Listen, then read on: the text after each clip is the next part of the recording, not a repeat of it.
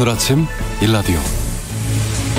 이른 아침 공원이나 거리에 반려동물과 산책하는 분들 많습니다. 가족의 일원으로 다정한 모습들인데요. 의무와 책임이 따른다는 것도 잊지는 마셔야겠습니다. 주인을 찾고 유기를 막기 위해서 반려동물 등록이 선택이 아니라 필수라는 목소리가 나오고 있는데요. 지난달 말까지 진행했던 동물 등록 자진 신고 기간에 등록률이 여전히 저조한 상태입니다. 10월 한 달간이 집중 단속 기간인데요. 소유자가 변경되거나 주소와 전화번호가 바뀐 경우에도 반드시 30일 이내에 변경 신고를 해야 한다는 것도 함께 기억해 두시기 바랍니다. 반려동물 관련해서 갑작스러운 사고 소식도 종종 듣게 되는데요. 최근에 이웃의 반려견을 풀어서 2명을 다치게 한 견주가 결국 구속됐습니다. 발생해선 안 될 사고였지만 농촌에서 이와 비슷한 사고들이 자주 있다고 하는데요. 이런 갑작스러운 상황이 생겼을 때 법률상으로는 어떻게 처리가 될까요? 잠시 후에 자세히 살펴보겠습니다. 10월 28일 목요일 오늘 아침 일라디오 출발합니다. 저는 아나운서 김재홍입니다.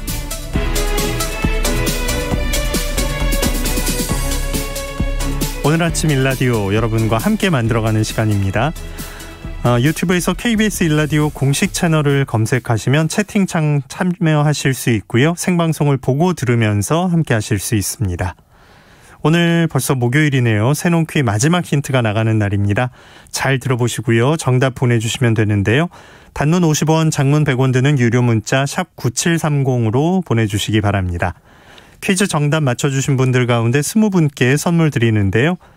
농촌진흥청에서 제공하는 웰빙 혼합 잡곡 세트, 모바일 커피 쿠폰 등 풍성한 선물 드리겠습니다. 이번 주 새농퀴 그 마지막 힌트 지금 바로 나갑니다.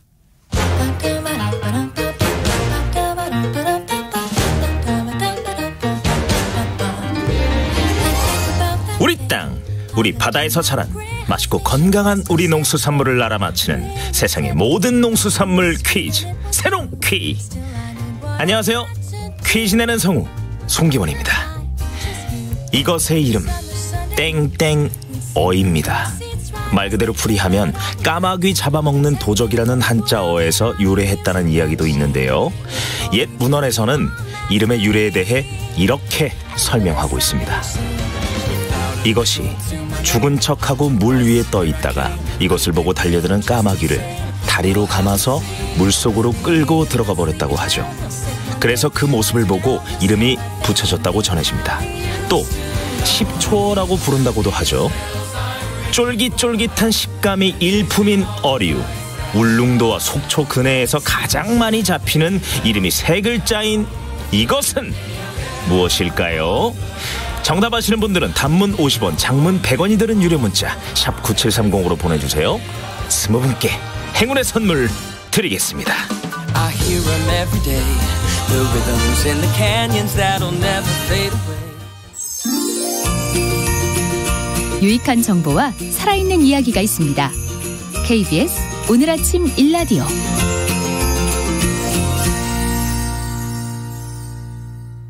농수산 뉴스로 이어갑니다. 농민신문 류수연 기자와 함께합니다. 안녕하십니까? 네, 안녕하십니까? 네. 햄버거나 샌드위치 모습을 떠올리면 이제 그 층층이 쌓인 뭐 고기와 야채, 토마토 이런 것들을 기억하게 되는데 최근에는 이런 가게에 가보면 양상추가 빠져있는 햄버거와 샌드위치를 주는 일이 있다고요. 상황이 어때서 이런 겁니까? 네, 고르지 못한 날씨와 때이른 추위 때문에 채소류 수급에 차질이 빚어지고 있습니다. 잎채소와 열매채소 수급 불안이 심한데요. 그중에서 잎채류인 이제 양상추 값의 변동이 아주 심합니다. 27일 어제죠. 서울 가락시장에서 10kg들이 상품 한 상자가 4836원에 거래가 됐습니다. 22일에는 57,000원 선까지 치솟았던 거에 비하면 좀 꺾이긴 했는데 지난해 같은 기간하고 비교하면 3배에 육박합니다. 국산 양상추를 사용하는 이런 업체, 패스트푸드 업체에서는 일부 공지를 내기도 했습니다. 한국 맥도날드는 갑작스러운 한파로 양상추 수급이 불안정해 양상추가 평소보다 적게 혹은 공급이 어려울 수 있다면서 양상추가 포함된 제품을 구매하는 고객에게 무료 음료 쿠폰을 지급하겠다고 온라인과 그리고 그 오프라인 키오스크로도 공지를 했습니다. 샌드위치 전문점 서브웨이도 샐러드 일시 판매 중지 공지를 올렸고요. 샌드위치에 들어가는 양상추도 정량 이상 제공을 할 수 없다 하며 고객들의 양해를 구하고 있기도 합니다. 네. 샐러드는 아예 팔 수 없는 지경이었군요. 이렇게 된 이유를 날씨에서 찾아야 할까요? 네, 가을 장마로 일조량이 부족했고 10월에는 갑작스러운 한파가 또 겹쳤습니다. 이 배추, 무를 비롯해 양상추, 상추, 깻잎 같은 엽채류 전반이 그렇고요. 이 과채류도 이 상황이 좋지 못합니다. 양채류를 전문으로 취급하는 신윤섭 서울 동아청과 경매사는 9월까지 계속된 늦더위에 또 잦은 비, 일조량 부족이 겹쳐서 무름병 피해 면적이 급증했다면서요. 여기에 예년보다 이른 10월 추위로 생육까지 부진해서 양상추 시장 반입량이 예년 이맘때 60에서 70% 수준으로 줄었다고 설명을 합니다. 양상추 말고도 상추, 깻잎 같은 이런 기타 잎채소도 품귀 현상을 빚고 있는데요. 27일에 청상추하고 또 그리고 적상추가 4kg들이 상품 한 상자 평균 경락값을 보니까 각각 7만 1,714원, 6만 4,710원이었습니다. 이 도매 가격이 이렇습니다. 그래서 이걸 또 경매하는 중앙청과 경매사 한 분은 일조량 부족으로 상추 작황이 나쁜 데다가 한파로 망가진 노지 상추도 크게 증가했다고 말합니다.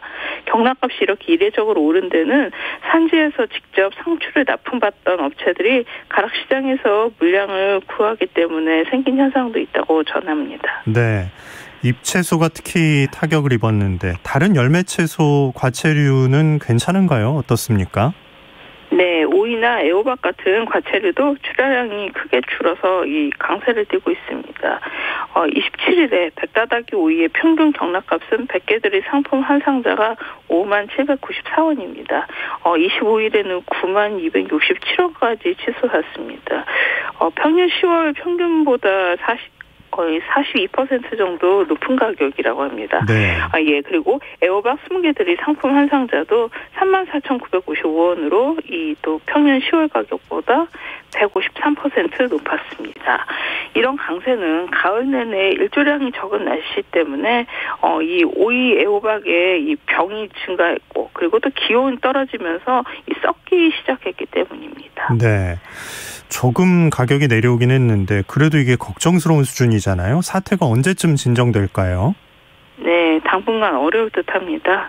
이 공급 부족이 장기화될 우려가 높다는 게 전문가들의 공통된 의견입니다. 우선 이렇게 이번에 이슈가 된 양상추는 이 강원도 횡성, 충청권의 물량 부족이 이제 지속되면서 남부지방 물량까지 앞당겨서 수확 작업을 하고 있지만 한동안 출하될 물량 자체가 많지 않습니다. 상추도 다음 작기에 이 정식 면적이 지난해보다 감소했고요.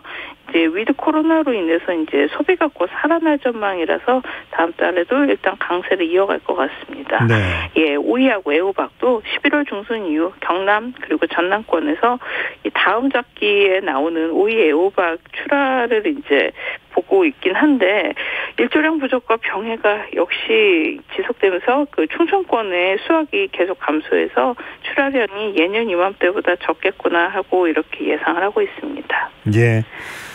이번 양상추 부족 사태 보면서 정말 기후위기, 식량위기라는 걸 가까이에서 피부로 느꼈다 이런 댓글들이 많거든요. 농민과 소비자 모두 이 위기를 슬기롭게 넘겨야겠습니다. 자, 요즘에 농협 양곡 창고의 노후화에 대한 걱정이 있다고 하는데 어떤 상황이라서 그렇습니까? 농협중앙위 양곡부에 따르면 전국 농협이 보유한 양곡 창고가 3,081개인데 그중에 건축한 지 30년이 지난 창고가 83%에 달합니다.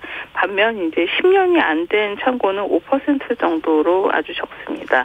농협 양곡 창고의 가장 큰 기능은 정부 양곡을 보관하는 데 있는데요. 이 정부 양곡 창고는 이 정부가 창고 상태 시설에 따라 저온, 특급, 1급, 2급, 3급 창고 순으로 이렇게 구분을 하고요. 그리고 2급 이상 창고에만 정부 양곡을 배정할 수 있도록 하고 있습니다.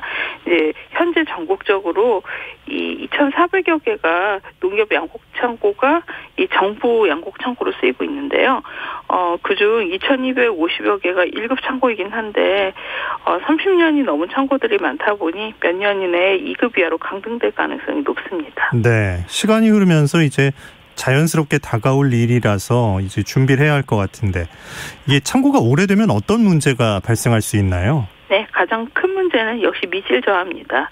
요즘 이제 쌀 품질을 따지는 소비자가 늘면서 도정일 표기, 즉석 도정 이런 일들이 늘고 있는데, 네. 그래서 요즘은 쌀 보관 목표도 이 과거의 저장성에서 이 쌀 품질, 즉 미질로 바뀌고 있습니다. 그래서 이 미국 종합 처리장 RPC나 건조 저장 시설 DSC가 이제 이렇게 저온 저장 시설을 갖추는 경우가 늘고 있는데요. 그런데 이제 노후화한 창고는 이런 저온 저장 시설이나 공기 순환 장치들을 없고 혹은 또 갖추기 어려워서 쌀 품질 저하를 막기 어렵습니다.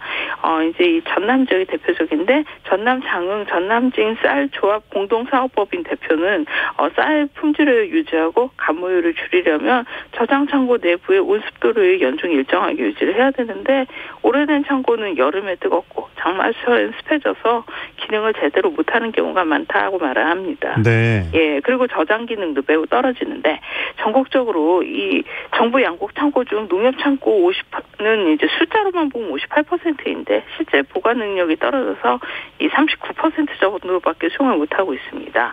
노후화가 심해지면 정부 양곡 배정을 받기가 곤란해지고 또 게다가 이제 정부는 정책적으로 정부 양곡 창고 보관 능력을 2025년까지 33% 축소할 계획이어서 이 농협들도 고민이 큽니다.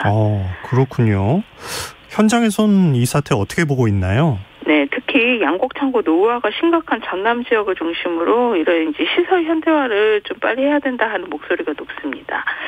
최근에 광주 전남 농협 RPC 운영협회가 열렸는데 여기서 서병양 화속 도곡농협조합장은 농민들이 애써 농사지은 쌀을 제대로 보관하려면 양곡창고 시설을 하루빨리 현대해야 한다고 이 목소리를 높였습니다.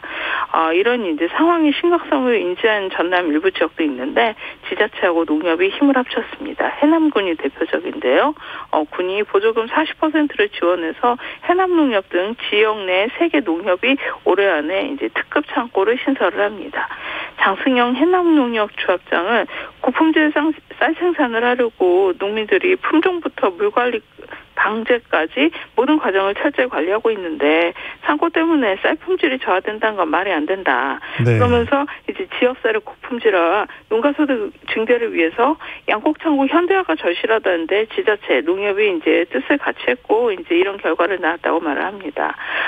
또 농협 차원에서도 좀 적극적으로 나서야 된다는 지적도 이제 일고 있습니다.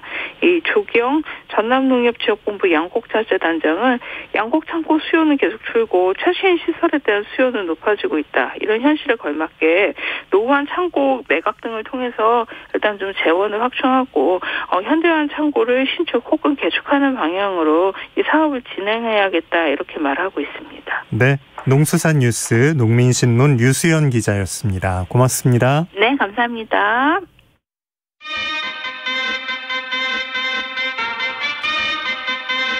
아침이다.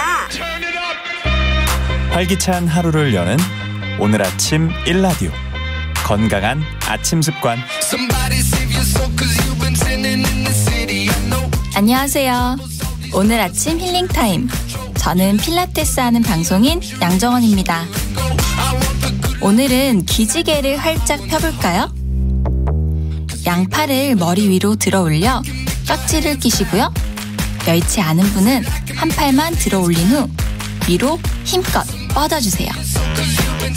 가능하신 분들은 오른팔을 위로 뻗은 채 왼손으로 오른쪽 팔꿈치를 지그시 끌어올려주세요. 하나, 둘, 셋, 넷, 다섯. 반대쪽도 하나, 둘, 셋, 넷, 다섯. 어깨에서부터 등, 팔 근육이 당기듯이 쭉 끌어올려서 스트레칭을 합니다.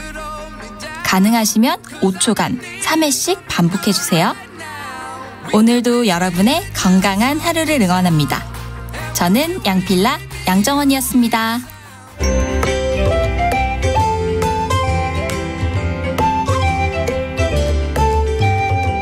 상쾌한 하루의 시작. KBS 오늘 아침 1라디오.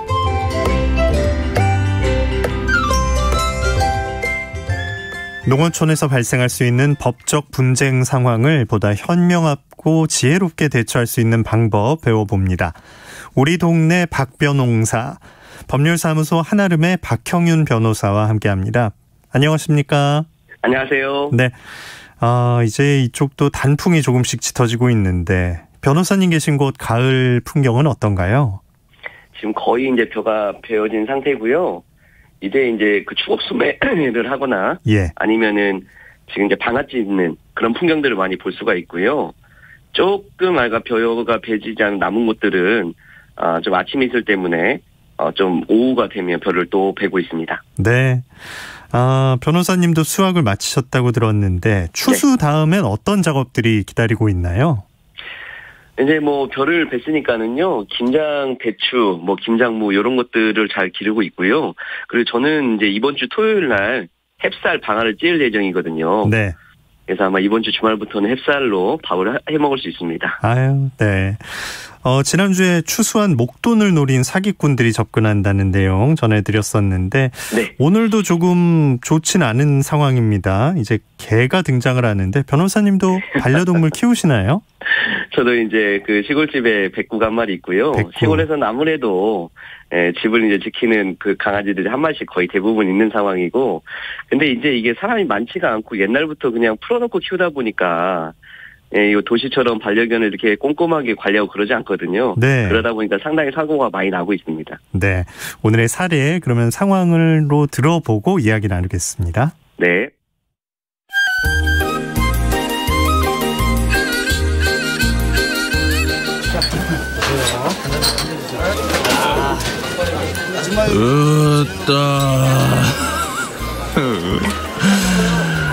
올 가을 내 맴이 아니오.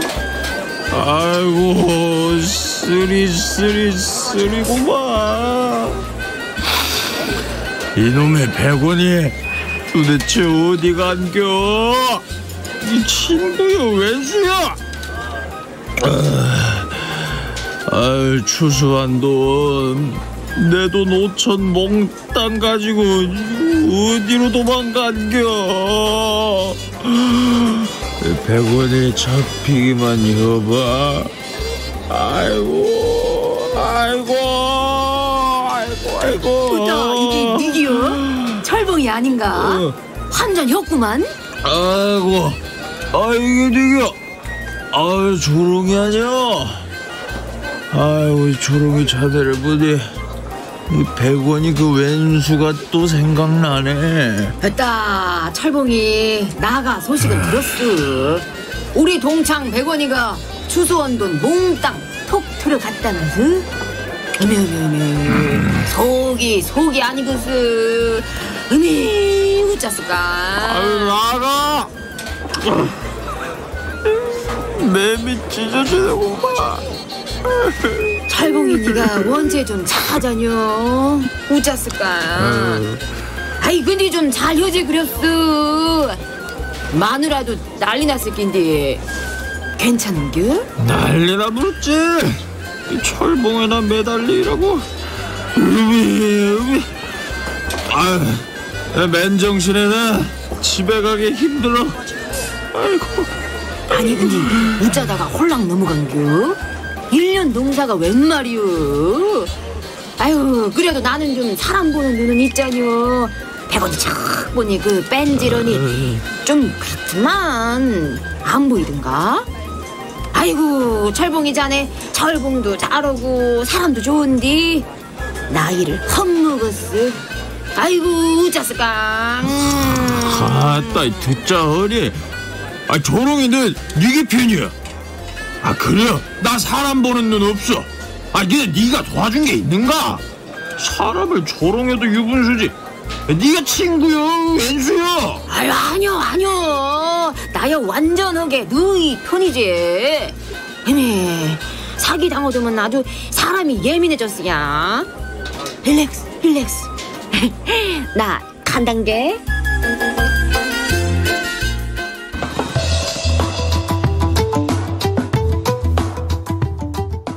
으따 초롱이 암만 생각해도 정말 이름값 편해. 불난 집에 부채질하고 사기당한 사람 앞에 와서 사발을 깨야. 아따 나가 가만 못 있지. 우리 이쁜 누렁이 어디 갔는가. 누렁아 우리 초롱이네 좀 당겨오자고. 응?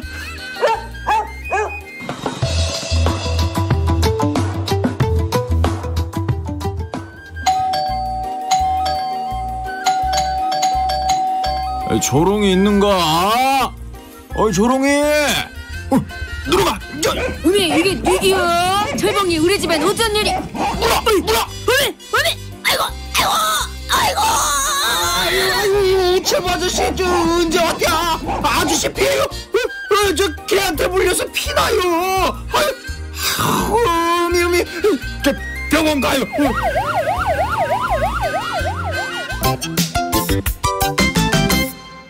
아유, 철봉씨 큰일 났네요. 예. 아유, 누렁이 데리고 갔는데 우체부 아저씨가 물렸어요. 아유, 네. 물론 이제 상황은 이해가 갑니다. 얼마나 속이 상할지. 그리고 옆에서 또 이렇게 좀 놀림을 받으면 진짜 누렁이 데리고 갈 때 마음이 이해가 안 가는 건 아닌데. 진짜 이런 일이 있을까요? 어떠십니까? 상당히 좀 있고요. 네. 그리고 이게 이제 지금 같은 경우에는 너무 화가 나니까 이게 누렁이를 통해서 이렇게 복수를 좀 하려는 마음이셨는데 이런 경우도 상당히 있지만 실제로는 그 반려견에 대한 관리가 너무나 부주의해서 그냥 풀어놓고 키우다가 발생하는 사고가 굉장히 많고요. 네. 저도 한 번은 그런 적이 있거든요. 눈의 집 개인지는 모르지만 지나가다가 옆에 있는 형이 쾅 하고 이렇게 놀렸는데 걔가 저를 물어가지고 저 다리를 물려가지고 병원 갔던 적이 있습니다. 형이 아니라 변호사님을 물었군요. 예, 형이 깜짝이야 놀래키려 했는데 걔가 놀래가지고 저를 물었어요. 예.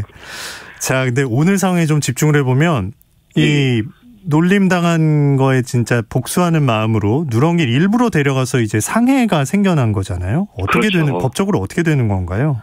일단 우리가 상해죄가 성립하고요. 원래 그렇게 우리 반려견 중에서도 굉장히 맹견들이 있거든요.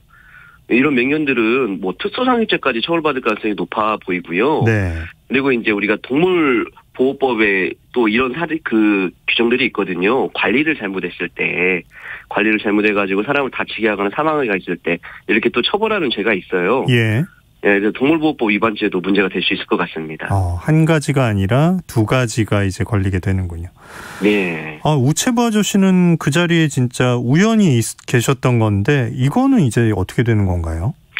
우체부 아저씨들의 항상 큰 고민이거든요. 예. 우편물을 배달을 해야 되는데 집에 맹견이나 아니면 고양이 이렇게 좀 싸나운 고양이가 있는 경우들이 있는데 방금 말씀드린 것처럼 우체부 아저씨들이 이렇게 상해를 당한 경우 상당히 있는데 그런 경우들은 뭐 일부러 이렇게 한 건 아니기 때문에요. 관리를 부주의하게 한 것 때문에 그래서 과실치상죄나 동물보호법 위반죄 이런 정도로 처벌받으실 수가 있고 네. 이런 경우는 대부분 우체부 아저씨들 같은 경우에는 보험 같은 게 가입돼 있거든요. 이게 보험으로 가입을 하시기는 하는데 통상 이제 그 시골에 계신 우리 어르신들께서 이런 부분들을 또 합의를 좀 열심히 해서 해주세요. 우체부 아저씨들도 마음을 써가지고. 예. 그래서 처벌까지 이어지는 경우는 많지는 않지만 다치시는 경우가 많으셔서 항상 주의를 좀 요합니다. 진짜 그 대문에 개조심 써 있으면 마음이 좀 두근두근 하시겠어요. 우체부 아저씨들은. 그럼요. 들어갈 때 활활 이러면 진짜 무서워하십니다. 네. 닭도 아주 사나운 닭들은 막 쪼기도 하잖아요. 예. 그렇죠. 예. 참 고생이 많으십니다. 자, 그러면 이렇게 반려견 관련 사고가 있었을 땐 견주가 이제 모든 처벌을 받게 되는 거겠죠? 그렇죠. 아무래도 견주가 관리 책임이 있기 때문에 견주가 다 책임을 지게 돼 있습니다. 네. 처음에 오늘 반려견 등록 얘기를 잠깐 했었는데 등록을 하지 않은 경우도 실제로 있잖아요. 이럴 때는 어떻게 책임 소재를 따지게 되나요? 네, 이 반려견 같은 경우에 이제 최근에 집중 단속을 하고 있는데 이번 달 말까지 집중 단속을 하고 있습니다. 근데 등록이 여의치가 않죠. 일단 홍보가 많이 되어 있지 않고 우리 또 시골에서는 잘 모르시는 분도 많이 계시고 하셔서요. 근데 이 반려견들을 등록을 하지 않으면 50만 원 이하의 과태료 부과가 가능하거든요. 그래서 예, 우리가 좀 빠른 시간 내에 등록을 하시는 게 좋을 것 같습니다. 저희 강아지도 등록이 돼 있습니다. 그러셨군요. 예. 예. 이제 들려오는 소식 뉴스 중심으로 보자면 진짜 크게 다치거나 목숨을 잃는 경우까지 있는 건데, 이거 어떻게 좀 보호를 받을 방법이 있을까요? 일단은 우리가 사고 발생을 예방할 수 있도록 우리 반려견을 잘 관리를 하는 게 중요하겠고요. 사고가 발생된 경우에는 우리가 또 여러 가지 문제가 발생하지만 특히 이제 맹견 같은 경우에는 동물보호법에서 우리가 보험을 의무적으로 가입하도록 돼 있거든요. 네. 그래서 만약에 사고가 난다고 하면 그런 보험을 통해서 처리를 하시면 좋을 것 같고요. 또 우리 견주께서는 이런 보험을 가입하지 않으면 300만 원 이하의 과태료가 또 부과될 수가 있으니까 이런 부분 주의하셔가지고 보험 가입도 꼼꼼하게 챙기셔가지고 피해자들을 잘 보호했으면 합니다. 예. 그 개가 사실 충성심이 좀 있잖아요. 아주 그렇죠. 뿌리 깊게 몸속에 있기 때문에 주인을 이렇게 해하려는 신용만 해도 진짜 으르렁대긴 하는데 실제로 이렇게 데려가서 내가 미운 사람한테 공격을 가하게 한다? 이건 훈련을 시킨 것도 아니고 이 진짜 가능한가 싶은 일이에요. 이렇게 개와 반려동물 관련한 사건으로 기억에 남는 사례가 있다면 오늘 좀 소개를 부탁드릴게요. 제가 실제로 상담했던 사건 중에 하나가 같이 이제 술을 집에서 드시고 계셨단 말이에요. 근데 술 드시다 보니까 서로 말다툼이 됐어요. 예. 근데 집에 묶여있던 개를 푸른 거예요, 그냥. 네, 그래가지고 그 개가 그 말다툼을 했던 분의 팔을 물었어요. 그래가지고 상당히 많이 다치셔가지고 진단이 한 6주 정도 나왔었는데. 네, 그때 이제 피해자분께서 찾아오셨는데, 이게 서로 이제 감정이 상해서 이렇게 물게 했던 거잖아요. 서로 분쟁이 좀 발생해가지고, 결국 형사고소를 통해서 합의를 하셨던 그런 사건이 있었는데요. 감정이 나빠졌다고 하더라도 서로 간에 대화로 풀 노력을 해야 되는데 그렇게 이렇게 반려견을 통해서 이렇게 하는 것들은 적절치 않아 보입니다. 맞습니다. 또 형사 처벌까지 따라오기 때문에 특히 조심하셔야 됩니다. 무슨 죄입니까, 반려견은? 참. 예. 그런데 하나 여쭤보고 싶은 게 산책을 다니다가 이제 강아지들끼리 뭔가 상처가 서로 물어서 상처가 났다.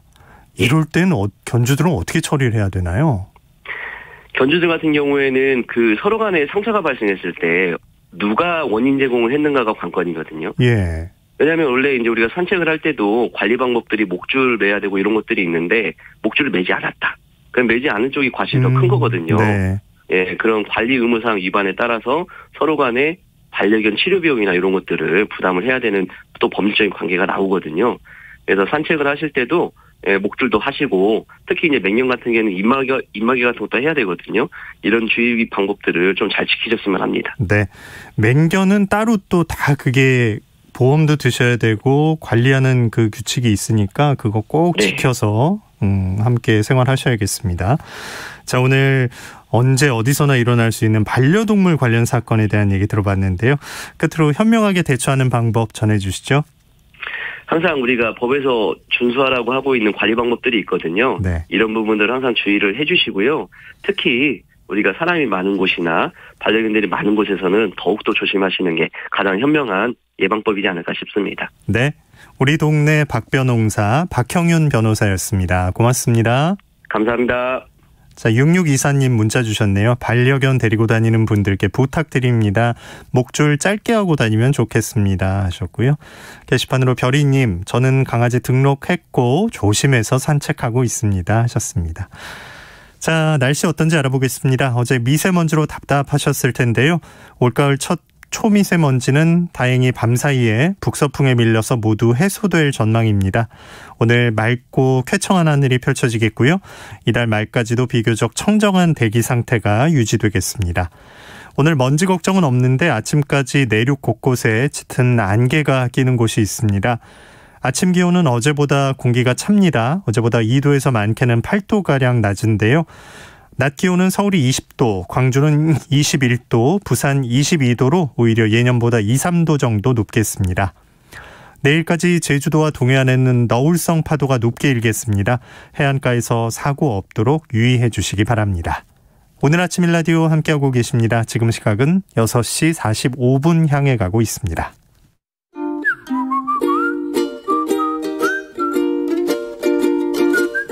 오늘 아침 일라디오 김재용 아나운서의 진행으로 듣고 계십니다.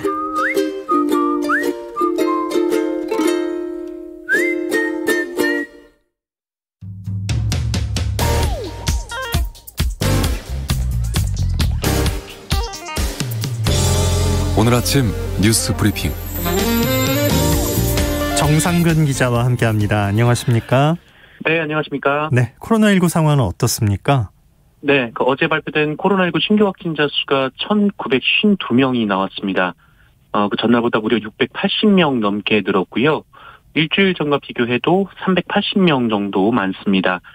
오늘도 비슷하거나 그보다 더 많은 확진자가 나올 것으로 예상이 되고 있습니다. 지금 요양은 요양병원 같은 감염 취약시설, 그리고 학교, 어린이집 등 그 일상생활 곳곳에서 집단 감염이 일어나고 있고요. 그리고 위드 코로나를 앞두고 방역에 대한 경각심이 낮아진 것도 이 코로나19 확산의 원인으로 꼽히고 있습니다. 정부는 지난 3주 동안 감소 추세였던 확진자 수가 이번 주 들어 다시 늘어나는 양상을 보인다면서 일상 회복의 안정적 이행을 위해 방역의 긴장감을 높여야 할 때다라고 강조했습니다. 특히 이번 주말 할로윈데이를 기점으로 환자가 급증하지 않도록 그 방역 수칙을 철저히 지켜달라라고 당부했는데요. 다음 달부터 일상 회복이 시작된다고 해도 개인 방역 수칙 준수와 예방 접종은 여전히 중요하다라고 강조했습니다. 네. 노태우 전 대통령 장례를 국가장으로 치르게 됐다고요? 네, 정부가 노태우 전 대통령의 장례를 국가장으로 진행하기로 결정했습니다. 정부는 국민들과 함께 고인의 업적을 기리고 예우의 만전을 기하겠다라고 밝혔고요. 이 문재인 대통령도 5.18 민주화운동 강제 진압과 또 12.12 군사 쿠데타 등 역사적 과오가 적진 않지만 이 88 올림픽의 성공적 개최, 북방정책 추진, 남북 기본합의서 채택 등 성과도 있었다면서 고인의 명복을 빌고 유가족들에게 위로의 뜻을 전한다라고 밝혔습니다. 유족들은 고인의 유언을 공개했는데요. 나름대로 최선의 노력을 다했지만 그럼에도 부족한 점, 그리고 저의 과오들에 대해 깊은 용서를 바란다라는 말을 했다고 하고요. 특히 5.18 희생자와 이 재임 시절 일어났던 여러 일들에 대해서 본인의 책임과 과오가 있었다면 너그럽게 용서해 주기를 바란다라고 전했다고 합니다. 한편 유족들은 고인을 현충원이 아니라 이 파주 통일동산에 모시고 싶다라는 뜻을 밝혔습니다. 이 통일동산은 노태우 대통령 재임 기간 조성이 된 바 있습니다. 네. 자, 더불어민주당의 이재명 대선 후보 민생 행보에 집중하고 있다고요? 네, 이재명 후보는 지난 일요일 그 이낙연 전 대표를 시작으로 문재인 대통령, 정세균 전 총리, 이 추미애 전 장관 등 경선 경쟁자들과 대통령을 잇따라 만나면서 원팀 행보를 이어왔습니다. 역시 경쟁자였던 박용진 의원, 김두관 의원도 조만간 만날 예정인데요. 이와 함께 어제는 이 서울의 한 전통시장을 찾아서 후보 자격으로 첫 현장 행보를 시작했습니다. 이재명 후보는 점포를 돌면서 물건을 고르고 이 현금 대신 온누리 상품권으로 결제함으로써 이 도지사 시절 이 자신의 지역 화폐 정책을 강조하기도 했고요. 그러면서 당의 지역 화폐 예산을 늘리고 이 코로나19로 인한 손실 보상 하한선을 올리는 방안을 요구했습니다. 또한 JTBC에 따르면 이재명 후보는 주 4일 근무제 도입도 검토 중인 것으로 알려졌습니다. 이 노동시간을 줄여서 과로 문제 그리고 일자리 문제를 해결하겠다라는 건데요. 이재명 후보 측은 조율이 필요한 문제라면서도 인간다운 삶을 위해 가급적 빨리 해야 할 일이다라고 밝히기도 했습니다. 네. 황무성 전 성남도시개발공사 사장에 대한 사직 강요 의혹, 이 수사가 시작됐다고요? 네, 검찰이 황무성 전 성남도시개발공사 사장의 사직 강요 의혹과 관련해 당시 성남시장이던 더불어민주당 이재명 후보에 대한 수사에 착수했습니다. 서울중앙지검은 어제 이재명 후보 등이 직권남용 권리행사 방해 등 혐의로 고발된 사건을 경제범죄 형사부에 배당했다라고 밝혔는데요. 최근 국민의힘이 공개한 황무성 유한기 녹취록에 따르면 지난 2015년 유한기 전 성남도시개발공사 개발사업본부장은 황무성 사장의 사퇴를 압박하면서 이재명 후보의 측근이었던 정진상 당시 성남시 정책실장을 수차례 언급한 바 있습니다. 중앙일보에 따르면 황무성 씨도 자신에 대한 사퇴 압박이 이재명 시장의 뜻이라고 이해했다 이런 말을 하기도 했는데요. 이재명 후보는 황무성 전 사장은 우리가 모셔온 분이다 라면서 무관함을 주장했고 정진상 전 실장도 사실 무근이란 입장을 언론에 밝힌 바 있습니다. 네. 자, 국민의힘 내 후보들은 당심 잡기에 한창이라고요? 네, 국민의힘 대선 후보 선출을 위한 당내 경선도 막바지에 돌입했습니다. 그러면서 후보들은 당심 잡기에 나섰는데요. 윤석열 후보는 잇따라 현역 국회의원들을 영입하면서 새 분리기에 나섰는데 어제는 경쟁자였던 하태경 후보를 공동 선대위원장으로 영입을 했습니다. 하태경 의원은 윤석열 후보 측에 청년의 목소리를 가감없이 전달하겠다라고 했고요. 윤석열 후보는 하태경 의원은 보수 혁신을 상징한다라고 띄었습니다. 반면 홍준표 후보는 윤석열 캠프에 참여한 전 현직 의원들이 당원들에게 윤석열 후보를 찍으라고 강요하고 있다면서 이것이 이른바 줄 세우기라고 비판했습니다.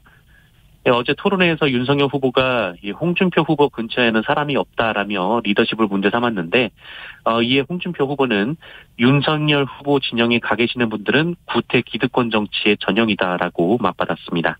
네. 곽상도 의원 뇌물 혐의의 구체적인 내용들이 나오고 있네요. 네, 검찰이 곽상도 무소속 의원이 화천대유에게 실제 도움을 준 것으로 보고 수사 중인 것으로 알려졌습니다. 대장동 개발 사업 당시 화천대유가 하나은행 등과 컨소시엄을 구성했는데 이 경쟁 상대가 이 컨소시엄 참여 업체를 빼내서 이 컨소시엄을 무산시키려고 했고 이때 김만배 씨가 다급하게 곽상도 의원에게 부탁해서 이 하나은행 컨소시엄이 깨지는 걸 막았다라는 겁니다. 네. 경향신문 보도에 따르면 검찰은 당시 김만배 씨가 곽상도 의원에게 대장동 개발 사업 인허가 등 편의를 봐주면 아들에게 월급을 주고 이 추후에 이익금을 나눠주겠다라는 취지의 제안을 했고 곽상도 의원이 이를 받아들여서 같은 달 이 아들을 화천대유에 입사시킨 것으로 보고 있다라고 하고요. 이 사업 수익이 낮아 곽상도 의원이 50억 원을 요구했다라고 검찰은 보고 있습니다.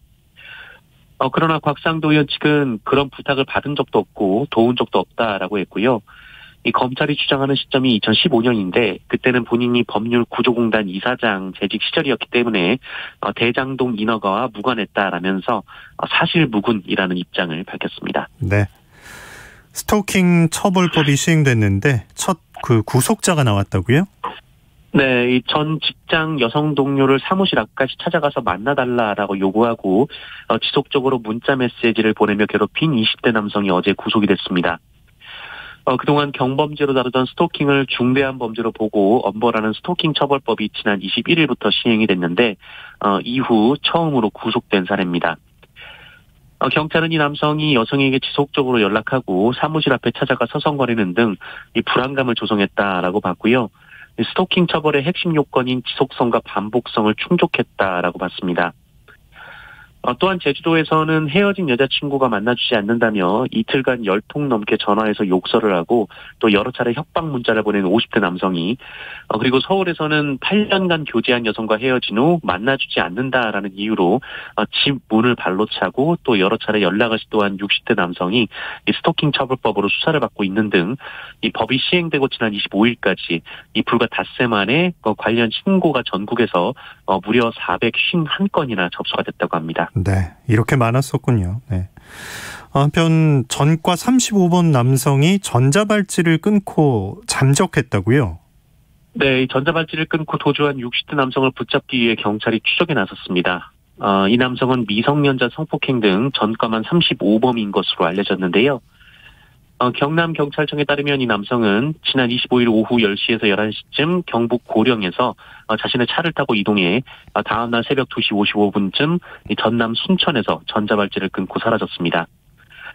이 남성은 야간 외출 제한 명령을 받은 상태인데요. 이 법무부는 이 남성이 전자발찌를 훼손한 사실을 파악한 뒤 경찰에 공조 요청을 했고 경찰이 수색 작업을 하고 있습니다만 아직 발견 소식은 전해지지 않았습니다.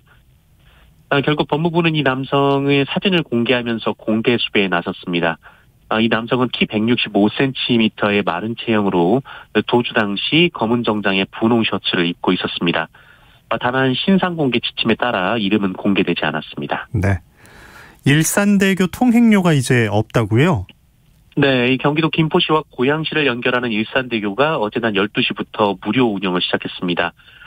일산대교를 이용하시는 분들은 통행료를 지급하지 않고 요금소를 그냥 통과하시면 되는데요. 일산대교는 2008년 이 민자 사업으로 건설돼서 한강대교 가운데 유일하게 요금을 받아왔습니다. 이 거리가 1.8km밖에 안 되는데 이 통행료가 1,200원이나 나와서 너무 과하다라는 불만이 지속됐고요. 결국 경기도는 올해 초 이 통행료 무료화를 선언하고 일산대교 측의 사업자 지정을 취소한다는 통지서를 어제 전달했습니다. 운영사 일산대교 측은 반발하며 법원에 소송을 내기로 했는데요. 이 법원에서 업체 측의 가처분 소송을 받아들인다고 하더라도 이 통행료 징수가 재개될 수 있지만 이 경기도는 1년치 통행료를 미리 납부하고 무료로 계속 운영한다는 계획입니다. 네, 뉴스브리핑 정상근 기자 고맙습니다. 고맙습니다. 자, 3994님 문자 주셨는데요. 집 근처 주변 나가면 개똥이 많아서 참 불쾌합니다. 봉지 갖고 다니면서 꼭 치워주기 부탁드립니다.